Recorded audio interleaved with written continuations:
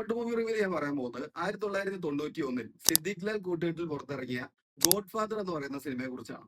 ഈ സിനിമയെ കുറിച്ച് സംസാരിക്കുമ്പോൾ ഏറ്റവും കൂടുതൽ പറയേണ്ടത് ഈ സിനിമയുടെ കൂട്ടുകെട്ടിനെ കുറിച്ച് തന്നെയാണ്. സിദ്ദിഖ് ലാൽ കൂട്ടുകെട്ടിനെ കുറിച്ച് മലയാളി ഓഡിയൻസിനെ ഒരുപാട് പൊട്ടിച്ചിരിപ്പിച്ചിട്ടുള്ള, അല്ലെങ്കിൽ മലയാളി ഓഡിയൻസിന് ഒരുപാട് നല്ല കോമഡി ഹിറ്റ് സിനിമകൾ സമ്മാനിച്ചിട്ടുള്ള ഒരു എന്താ പറയാ ഒരു കിടില കൂട്ടുകെട്ടാണ് സിദ്ദിഖ് ലാൽ കൂട്ടുകെട്ട് എന്ന് പറയുന്നത്. സിദ്ദിഖ് സാറും ലാൽ സാറും തന്നെയാണ് സിനിമയുടെ രചനയും സംവിധാനവും നിർവഹിച്ചിട്ടുള്ളത്. ഈ സിനിമയുടെ ജോണറിനെ കുറിച്ച് പറയുകയാണെങ്കിൽ ഇതൊരു ആക്ഷൻ കോമഡി ഡ്രാമ കാറ്റഗറിയിൽ വരുന്ന ഒരു സിനിമയാണ്.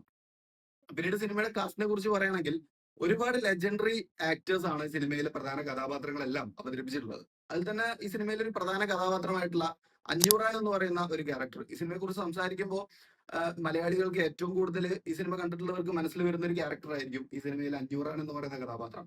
അത് അവതരിപ്പിച്ചിട്ടുള്ളത് നമ്മുടെ വിജയരാഘവൻ സാറിന്റെ അച്ഛനായിട്ടുള്ള NN പിള്ള സാറാണ്.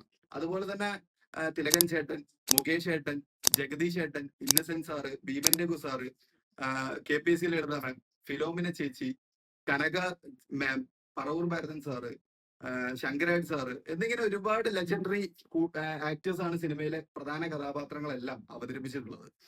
പിന്നീട് സിനിമയുടെ കഥാപശ്ചാത്തലത്തെ കുറിച്ച് പറയുകയാണെങ്കിൽ ഈ സിനിമയിൽ നമ്മുടെ NN പിള്ള സാർ അവതരിപ്പിച്ച അഞ്ഞൂറാൻ എന്ന് പറയുന്ന ഈ ഒരു ക്യാരക്ടറിന്റെ കുടുംബവും, അതുപോലെ തന്നെ ഫിലോമിന ചേച്ചി അവതരിപ്പിച്ച ആനപ്പാറയിൽ അച്ചാമ്മ എന്ന് പറയുന്ന ഒരു കഥാപാത്രത്തിന്റെ കുടുംബവും തമ്മിലുണ്ടാവുന്ന ശത്രുതയും, അതിനുശേഷം ഇരു കുടുംബങ്ങളിലെയും മക്കള് തമ്മിലുണ്ടാവുന്ന, അതായത് അഞ്ഞൂറാന്റെ ഇളയ മകനായിട്ടുള്ള മുകേഷ് ഏട്ടൻ അവതരിപ്പിച്ച രാമഭദ്രൻ എന്ന് പറയുന്ന കഥാപാത്രവും, അതുപോലെ തന്നെ ഫിലോമിന ചേച്ചിയുടെ കൊച്ചുമോളായിട്ടുള്ള കനക ചേച്ചി അവതരിപ്പിച്ച മാളു എന്ന് പറയുന്ന കഥാപാത്രവും തമ്മിൽ ഒരു പ്രണയബന്ധത്തിലാവുകയും പിന്നെ അതുമൂലം ഉണ്ടാവുന്ന പ്രത്യാഘാതങ്ങളും കാര്യങ്ങളൊക്കെയാണ് സിനിമയുടെ കഥാപശ്ചാത്തലം എന്ന് പറയുന്നത്.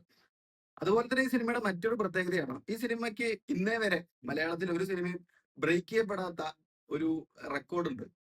മലയാളത്തിൽ ഏറ്റവും കൂടുതൽ ദിവസം തിയേറ്ററിൽ പ്രദർശിപ്പിച്ച ഒരു സിനിമയാണ്. 404 ദിവസമാണ് ഈ സിനിമ തിയേറ്ററിൽ ഓടിയത്. ആ ഒരു റെക്കോർഡ് ഇതേവരെ മലയാളത്തിൽ ഒരു സിനിമയും ബ്രേക്ക് ചെയ്തിട്ടില്ല എന്നുള്ളതാണ് ഈ സിനിമയുടെ ഒരു പ്രത്യേകത എന്ന് പറയുന്നത്. ഈ സിനിമ നിങ്ങൾ കണ്ടിട്ടില്ലെങ്കിൽ തീർച്ചയായിട്ടും കണ്ടിരിക്കേണ്ട ഒരു സിനിമയാണ്. കാണാത്തവർ വളരെ ചുരുക്കമായിരിക്കും. എന്നാലും കണ്ടിട്ടില്ലാത്തവരുണ്ടെങ്കിൽ തീർച്ചയായിട്ടും സിനിമ കാണുക. കണ്ടതിന് ശേഷം നിങ്ങളുടെ അഭിപ്രായങ്ങൾ താഴെ കമന്റ് ബോക്സിൽ അറിയിക്കുക.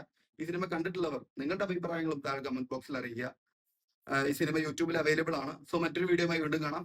ബൈ.